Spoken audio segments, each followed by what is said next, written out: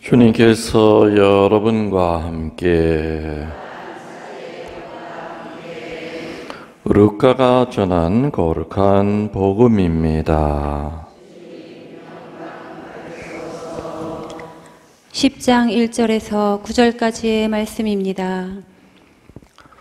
그 뒤에 주님께서는 다른 제자 72명을 지명하시어 몸소 가시려는 모든 고을과 고장으로 당신의 앞서 둘씩 보내시며 그들에게 말씀하셨다. 수확할 것은 많은데 일꾼은 적다. 그러니 수확할 밭의 주인님께 일꾼들을 보내주십사고 청하여라. 가거라. 나는 이제 양들을 이리때 가운데로 보내는 것처럼 너희를 보낸다. 돈주머니도 여행보따리도 신발도 지니지 말고 길에서 아무에게도 인사하지 마라. 어떤 집에 들어가거든 먼저 이 집의 평화를 빕니다 하고 말하여라. 그 집의 평화를 받을 사람이 있으면 너희의 평화가 그 사람 위에 머무르고 그렇지 않으면 너희에게 되돌아올 것이다. 같은 집에 머무르면서 주는 것을 먹고 마셔라. 일꾼이 품삯을 받는 것은 당연하다. 이 집 저 집으로 옮겨 다니지 마라. 어떤 고을에 들어가든지 너희를 받아들이면 차려주는 음식을 먹어라. 그곳 병자들을 고쳐주며 하느님의 나라가 여러분에게 가까이 왔습니다 하고 말하여라. 주님의 말씀입니다.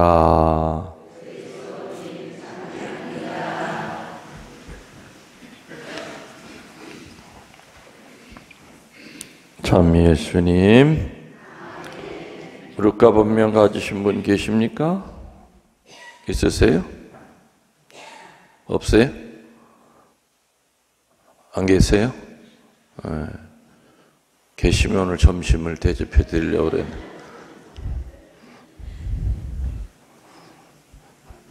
이젠 제가 자꾸 헛소리 하니까 믿지들을 않아요. 루카 본명이 좀 흔치 않아요. 우리 교구에는 신부님 가운데는 한 분인가 손병희 루카 한 분 아마 있을 거고 쉽지 않죠. 오늘 예수님이 제자들 파견하셨는데 몇 명을 파견하셨다고 나오죠? 72명을 둘씩 짝지어 예수님보다 먼저 앞서 보내게 하셨다. 이 72제자에 대한 이야기는 사실은 별로 나오는 게 없어요. 이름이 뭔지도 나온 게 없고 또 그 후에 이름보다도 어떻게 72명을 만들었는지 왜 꼭 굳이 72명을 내보냈는지에 대한 이유도 없고 그냥 72제자 파견하셨다. 12제자는 예수님이랑 같이 3년 동안 같이 머무를 때는 파견을 안 하셨어요. 그분이 돌아가시고 난 다음에 돌아가신 후에는 파견이 뭡니까? 목숨 유지하려고 숨어 도망 다녔잖아요. 성령이 오시고 난 다음에 성령이 파견하셨죠. 성령이 숨어있던 다락방 문을 열게 했고 장터에 가서 주님 부활하셨다 하고 외치게 했고 그러니까 이 성령이 12제자를 파견하기 전에도 예수님은 이미 3가지의 능력은 12사도들한테 주었었어요. 무슨 능력? 말씀을 선포하는 능력. 말씀의 선포의 목적은 뭐냐? 그 말씀의 선포의 능력을 주신 목적은 회개예요. 제일 중요한 것이 회개예요. 마음의 평화를 주는 것이 아니라 회개시키는 마음, 말씀의 능력을 주셨어요. 두 번째로 주신 것이 치유시켜라. 세 번째가 마귀를 쫓아내라. 이 세 가지의 능력은 사도들이 성령의 힘으로, 성령 강림으로 인해서 공식적으로 전 세상에 파견되기 전부터 이미 예수님이 데리고 다니면서 벌써 그 세 가지 능력은 주셨는데, 그때만 하더라도 세 가지의 능력을 받은 12제자들은 그 능력의 의미와 가치를 모르고 있었죠. 신기하네. 내가 만지기만 하면 병이 나. 신기하네. 마귀 들린 사람한테 눈만 그냥 부라리면 마귀가 떨어져? 왜 나한테 이런 능력이 생겼는지도 몰랐어요. 그래서 엄밀하게 따져서 12사도의 공식 파견, 공식으로 세상에 파견하신 것은 예수님이 돌아가시고 난 후 성령의 힘으로, 성령 강림 때부터가 아닌가. 그런데 오늘 복음에 나오는 72제자는 분명히 파견하셨다고 나와 있죠. 파견하셔서 분명히 나와 있어요. 저는 이거를 곰곰이 어떻게 72제자를 모으셨을까? 12제자는 예수님이 다니시면서 너 따라와, 너 따라와, 따라와 100% 선택하신 건데, 이 72제자도 12제자처럼 그런 방식으로 바닷가에 있던 박씨를 부르고 산에서 나무 자르던 이씨를 부르고 아니면은 마트에서 컵라면 끓여 먹고 있던 조씨를 부르고 이렇게 불러서 72명을 만든 것인가? 그건 모르겠어. 이게 궁금한 것 중에 하나인데요. 나중에 내가 우리 수도 형님 만나면 좀 물어볼게. 그 중에 하나가 이거야. 72제자 어떻게 뽑으셨는가? 근데 아무튼 12이랑 72은 달라요. 숫자가, 그죠? 72이 되니까 뭐가 필요했느냐? 뭐가 필요했을 것 같아요? 응? 인간들이 많아지면 뭐가 필요해요? 규칙. 나 혼자 살 때는 내가 만든 법 가지고 그냥 배운 지식 가지고 윤리 가지고 살면 되는데, 사람이 많아지면 뭔가 이렇게 법칙이 필요해요. 그죠? 법이 필요한 거예요. 법은 내용을 담고 있는 그릇이에요. 그래서 반드시 공동체 안에는 그런 규칙이 없으면 성당 공동체든 나라 공동체든 다 망가지는 거예요. 나사 풀린 기계처럼 아무 의미가 없어요. 그래서 72제자를 파견하실 때는 오늘처럼 아주 비교적 구체적인 조항을 만들어서 파견하세요. 뭐 어떤 거였어요?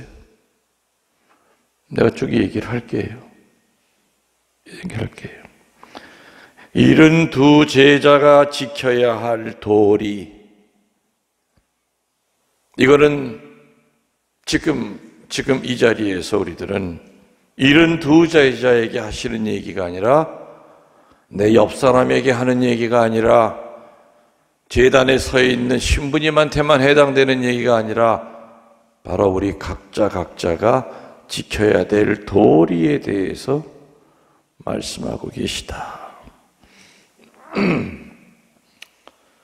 무엇보다도 물질적인 것 때문에 마음을 어지럽혀서는 안 된다. 그게 제일 핵심이에요. 뭐 때문에 마음 어지럽히지 말라고요? 그렇죠. 물질 때문에 너의 마음이 어지러워져서는 안 된다. 평화가 깨져서는 안 된다. 물질 때문에 나를 바라보던 그 너의 눈이 물질로 가면 안 된다. 72 제자에게 하신 첫 번째 당부는 가서 기도 열심히 해. 가끔 카톡 보내. 그게 아니라 물질에 얽매이지 말아라. 그래서 여행길에 아무런 물건도 지니지 말고 모든 것을 하느님께 의탁해야 된다. 여행길이라고 그랬어요.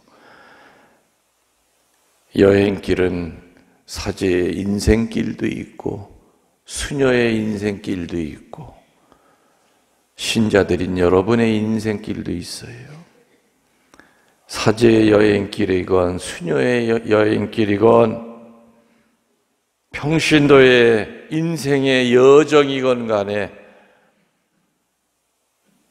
불교 용어지만은 아름다운 용어 무소유의 삶을 살아야 된다. 무소유.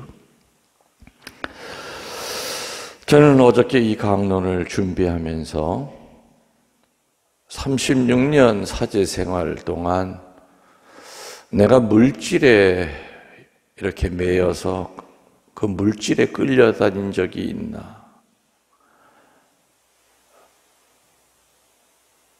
단 한 해도, 단 1년도 물질로부터 자유로운 적이 없었어요. 왜? 가는 곳마다 다 돈이 필요한 데였어요. 그냥 신자 헌금, 교목은 가지고 사는 그런 본당이 아니었죠. 빚이 수십억 있고 당장 돈이 필요한 거예요. 이 서운동에 와서도 당장 보니까 돈이 필요해. 와서 일주일 동안 돌아보니까 할 일은 너무 많아. 86년의 역사를 빛내려면 성당도 빛이 나야죠. 신자들의 얼굴도 빛이 나야 되고 그렇게 우중충하고 구질구질할 수가 없었어요. 근데 돈이 있어야지 와보니까 오죽하면 내 뭐라고 그랬습니까? 세상에 베티에서 후임 신부한테 내가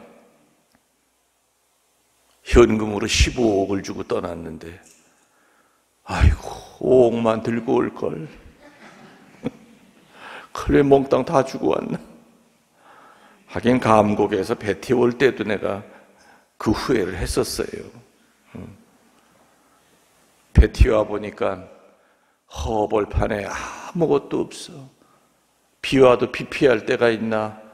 신자들이 모일 장소가 있나? 그때도 똑같은 생각했어요. 아이고 감곡에 그 많은 돈을 주고 오면서 10억만 들고 올걸.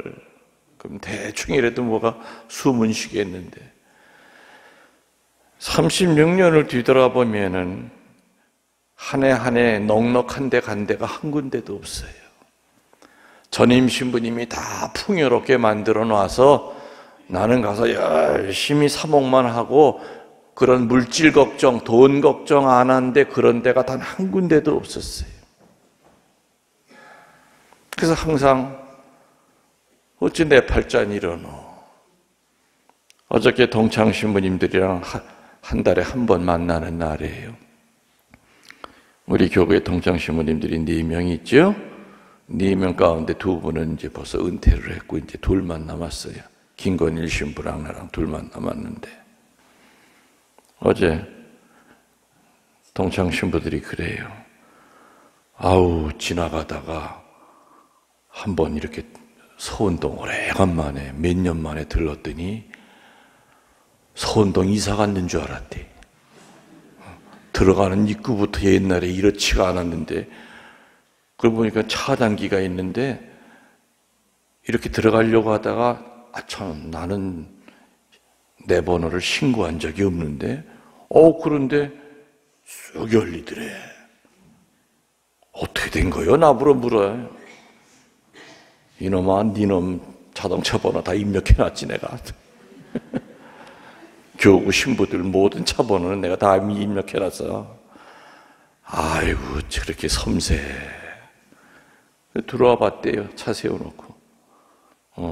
뭐 여기 난궁병원인지 어디 갈 일이 있어서 여기다 차 세워놓고 둘러보니까 이야 소운동도 넓네. 그러면서 결국에 나한테 하는 얘기가 그거예요. 김 신부는 은퇴하면 안 돼.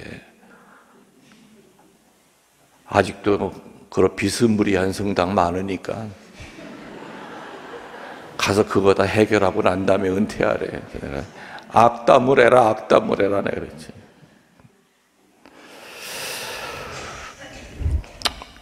사제생활 한 평생 동안 사제의 인생길에서, 여행길에서 그런 의미에서 저는 물질로부터 자유로울 수가 없었어요. 근데 또 그것이 반복이 되다 보니까 어떤 확신이 생기냐. 내가 걱정한다고 해결된 게 한 번도 없었거든. 그리고 해결이 안 된 적이 또 한 번도 없었거든. 기적 같은 일들이 일어나서 사지엔에 몰렸어도 다 해결하고 살았단 말이에요.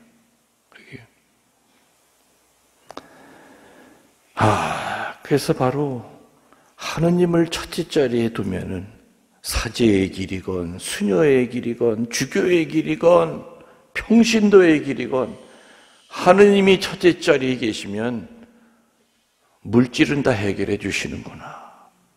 일용할 양식 주실 거고 본당 신부가 일 많은 데 가더라도 그거 해결할 수 있는 지혜와 또 물질의 축복도 주시는 거고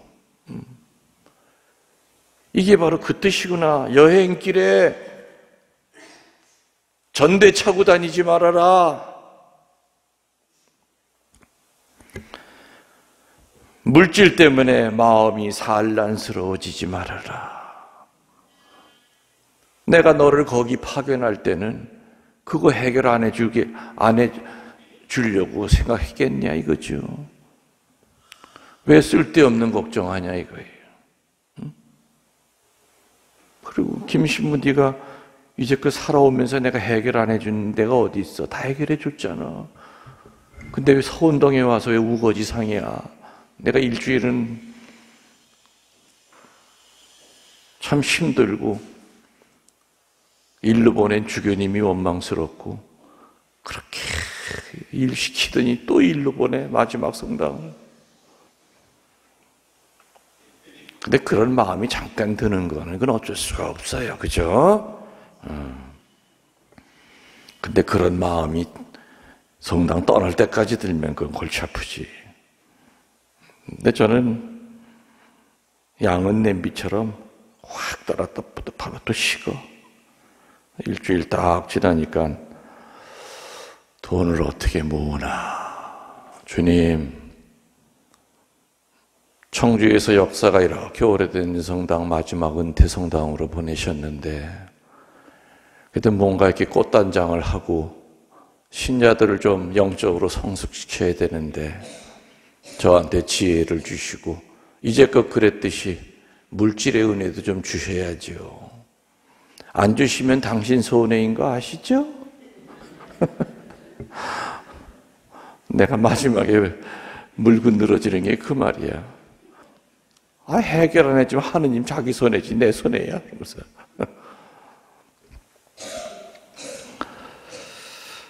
사제의 인생길이건 교우들의 인생길이건 모든 크리스찬의 인생길, 모든 크리스찬들은 72제자를 파견된 것처럼 세례받는 그 순간부터 세상에 파견된 거예요.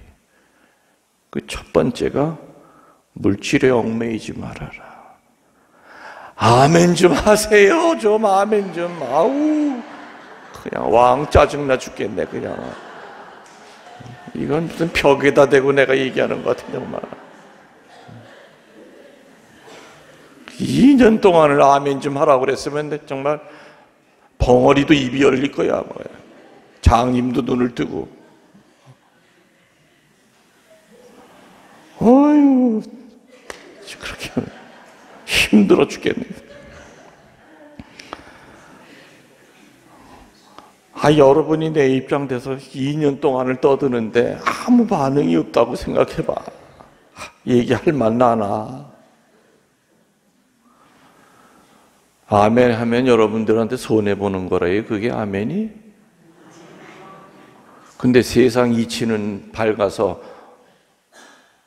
물건 사러 가서 돈 1,000원 주면 그냥 집에 갔다가 다시 쫓아가서 돈 1,000원 받아오면 그런 세상 이치에 밝은 사람들이 아멘 하면 그 아멘 하는 순간 신부님 하신 그 얘기가 바로 이 자리에서 일어난다는 걸 뻔히 알면서도 왜 그런 이치는 그렇게 맹합니까?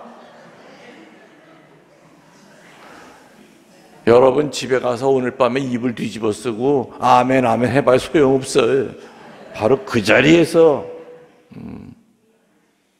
여러분 물질로부터 자유롭고 그리고 평화를 누리게끔 여러분 지켜주시면서 파견하셨습니다 할 때 아멘 하면은 해결되는 거예요. 여러분이 가지고 있는 물질에 대한 걱정이고 뭐고 여러분 자식들 주님이 지켜주실 겁니다.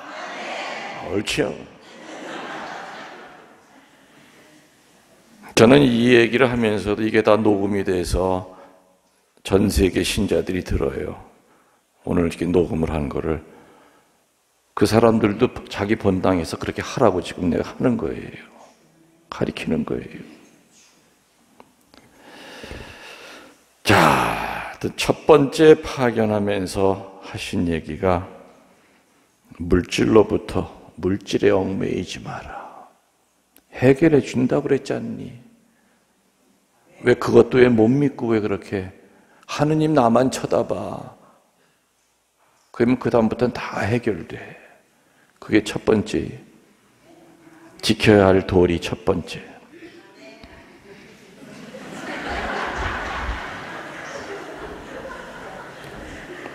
그것도 이렇게 좀 분위기 봐가면서 할 때 안 할 때를 좀 골라서 시도 때도 없이 하지만 아멘 소리가 나올 땐 내가 그냥 강조를 쫙 할 때 힘이 들어갈 때 있잖아요. 같이 여러분도 그냥 손바닥을 그냥 같이 마주치듯이 그러면 그냥 성령의 불꽃이 팍 튄단 말이에요. 두 번째 지켜야 할 도리는 내가 너희들을 파견하는 것은 너희들이 세상에 나가서 받기 위해서가 아니라 주기 위하여 파견하는 것이다. 그래서 예수님에게 파견된 자들의 두 번째 지켜야 될 것은 주는 사람이 되어야 돼요. 받는 사람이 되려고 하면은 안 돼. 사제는 주는 사람이에요. 내주는 사람이에요. 저는 오래전부터 위선이 아니라 거짓 1%도 안 보태고 신부님 저를 위해 죽으실 수 있어요? 그러면 있다고 그래요.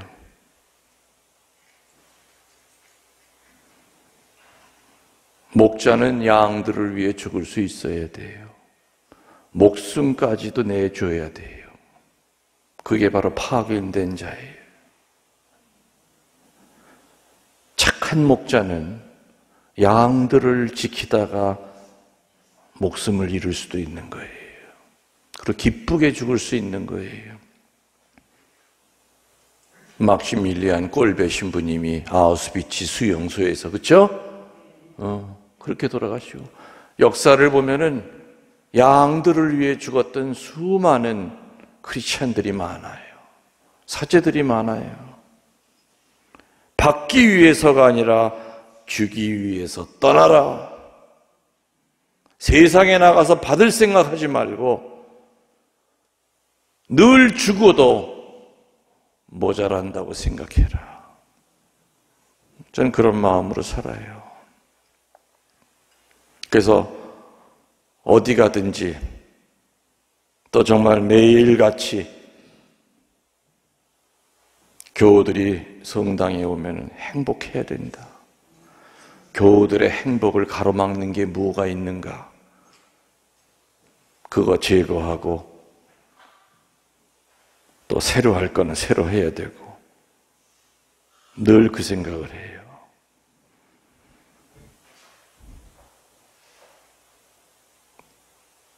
사실은 주는 것이 받는 거예요. 맞아요? 들려요? 맞아요. 받으려고 하면은 손에 뭐가 주어지는 건 있을지 몰라도 진정한 의미의 받는 건 아니죠. 하여튼 세 번째로 복음 전파자는 주어진 일에 전심전력해야 되지. 사람들과 만나서 인사하느라 늦장 부리면 안 된다. 오늘 그 얘기 나왔죠. 길 가다가 하느님에게 선포받은 파견된 사람은 길 가다가 사람 만나서 인사하지 말라는 얘기 뭡니까? 하느님의 부르심을 받았을 때는 사소한 일에 관심과 마음을 빼앗겨서는 안 된다. 다시 말하면은 사람이 하느님 자리를 밀어내고 그 자리에 올라가 있게 해서는 안 된다. 하느님 부르심 받은 사람은 하느님 자리에 사람을 올려놓으면 안 된다. 사람 때문에 사람에게 마음을 뺏겨서는 안 된다. 첫 번째는 물질의 마음 뺏기지 말라 그런 거예요. 세 번째는 뭐예요? 사람에게 마음 뺏겨서는 안 된다. 네 번째 지켜야 할 도리는 복음 전파자는 수입을 바라고 그 일을 해서는 안 된다. 복음 전파자로 부름을 받은 제자들은 현세적인 이익을 위해서가 아니라 오직 복음 전파만을 위해서 주님께 의지하고 헌신해야 된다. 수입을 바라고 그 일을 해서는 안 된다.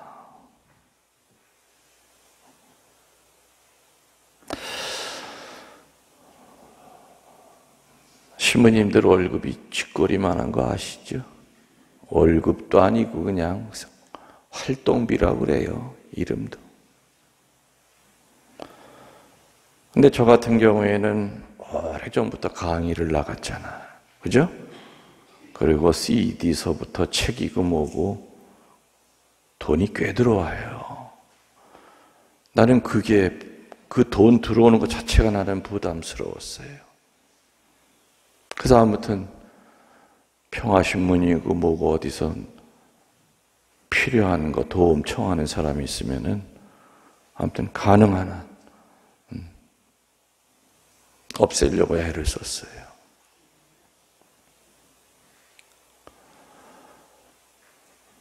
근데 요즘은 은퇴한 다음에 조금 걱정이 되긴 돼요.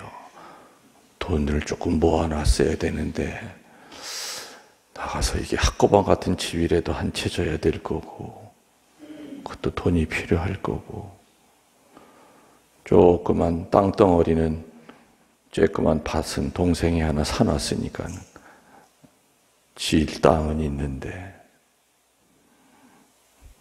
그러다가도 아이고 걱정도 별 팔자지 어련히 서운동 신자들이 알아서 져줄까.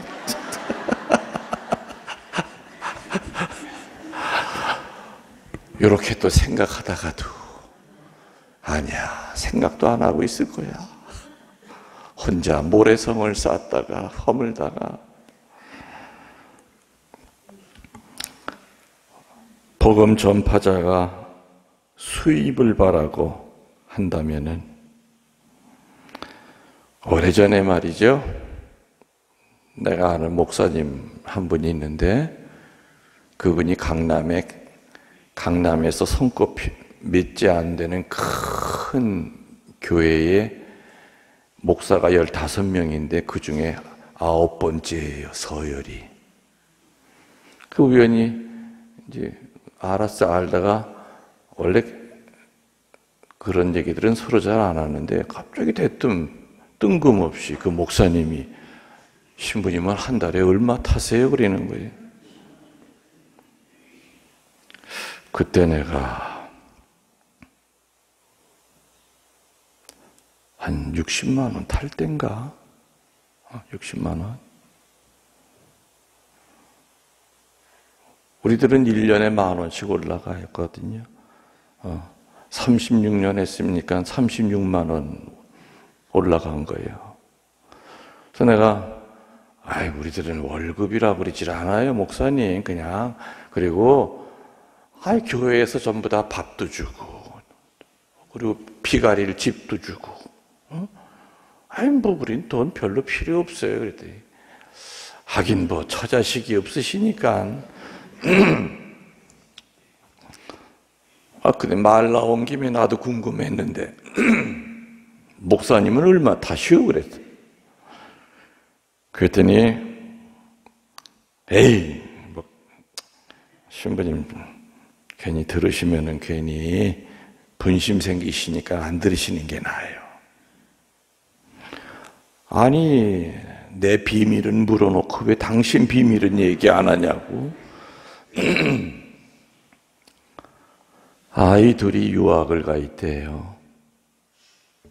유학비, 아이한테 보낸 유학비.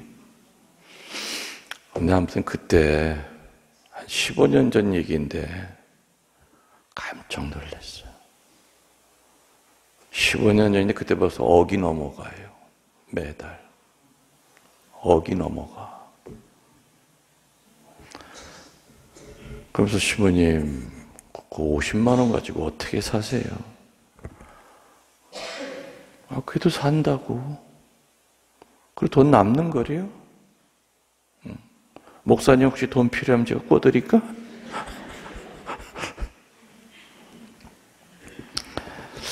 하기는 처자식을 거느려야 되니까 당연히 또 처와 자식만 있겠어요. 처가 집도 있고, 그죠? 이게 우리랑 사제랑은 이게 받는 게 이건 비교할 수가 없는 거구나. 그래서 저 양반이 그 15명 목사 가운데 9번째랬는데 위로 올라갈수록 당연히 더 많죠.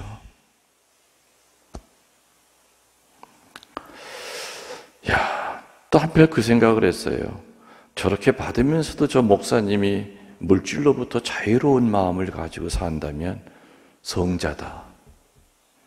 그리고 저렇게 받아도 나한테는 얘기 안 해도 분명히 11조 하고 계실 거고 11조만이 아니라 분명히 좋은데 가족들의 생활비를 제외하고는 좋은데 분명히 쓰고 계실 거다. 난 그렇게 믿고 싶었어요. 그렇게 안 믿으니까 분심이 들고 내가 약이 올라 못 살겠어. 내가. 오늘 예수님은 복음 전파자는 수입을 바라지 말라고 그랬죠. 현세적인 이익을 위하여 파견된 자가 아니기 때문에 오직 복음 전파만을 위하여 주님께 의지하고 헌신하다.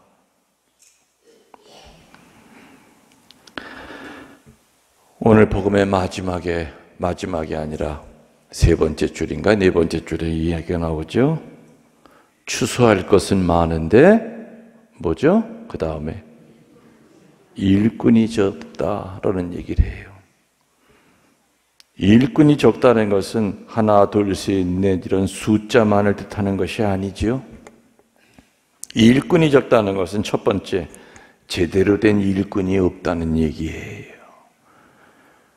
파견받아서 나온 사람은 많은데 제대로 된 일꾼이 없다는 거예요. 두 번째, 정신이 살아있는 일꾼이 없다는 거예요.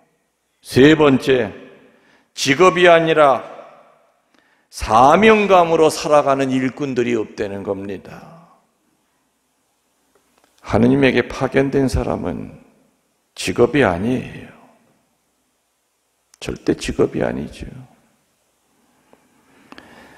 사제가 직업이라면은 전 절대 이 직업 안 택해요. 내가 얘기했죠. 가끔 교우들이 신부님 만일에 말이죠. 나중에 다시 태어나셔도 꼭 또 신부님 되실 거죠? 그래서 내가 미쳤어 그래.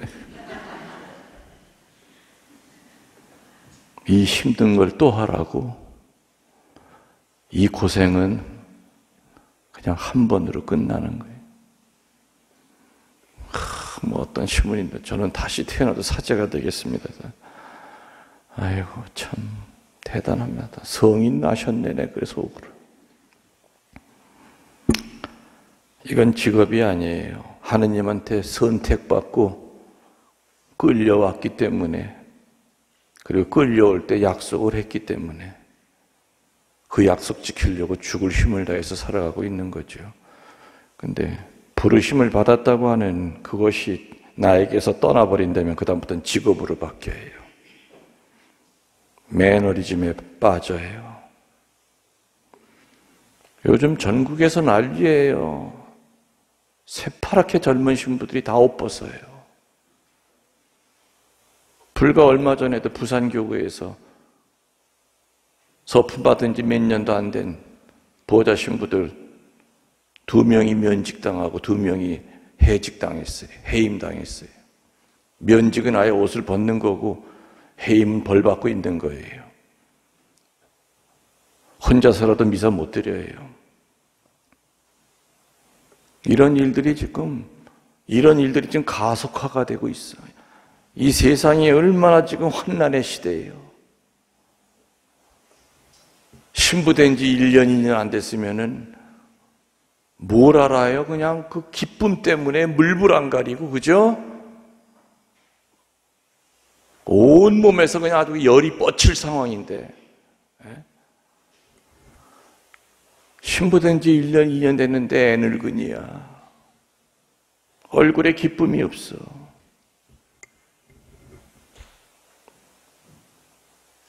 별로 좋은 직업이 아니네. 신부되고 보니까. 아이고, 차라리 딴 직업 택해야지. 바꾸는 거예요. 바꾸는 거예요. 일꾼이 적다는 것은 파견받은 것을 사명감으로 여기질 않고 직업으로 아는 사람들이 늘어난다는 거예요. 또 일꾼이 적다는 것은 겸손한 일꾼들이 점점 줄어든다는 거예요. 하느님에게 파견된 자의 그 밑바탕에는 담대함도 있고 그리고 겸손이 있어야 돼요. 마지막으로 일꾼이 적다는 얘기는 이 시대에 필요한 이야기죠. 분별력이 있는 일꾼들이 많지 않다는 거예요. 이 시대에 지금 제일 필요한 거, 지금 얘기한 대로 제대로 된 일꾼, 정신이 살아있는 일꾼, 직업이 아니라 소명의식으로 살아가는 일꾼, 겸손한 일꾼, 마지막 분별력이 있는 일꾼들이 적다는 뜻이지 숫자를 가지고 얘기하는 것이 아니라는 거죠. 나나 여러분이나 72 제자에 속합니다. 아멘. 그죠? 그러면은 72 제자에게 하신 이 당부의 말씀은 그 72명한테만 하신 얘기가 아니라 이 세상 끝날 때까지 물과 성령으로 세례받고 복음을 전파해야 될 의무가 있는 그리스도의 사제직, 예언직, 왕직의 불리움을 받은 우리 모두가 지켜야 될 하느님의 규칙이며 또한 사랑임을 명심하도록 합시다.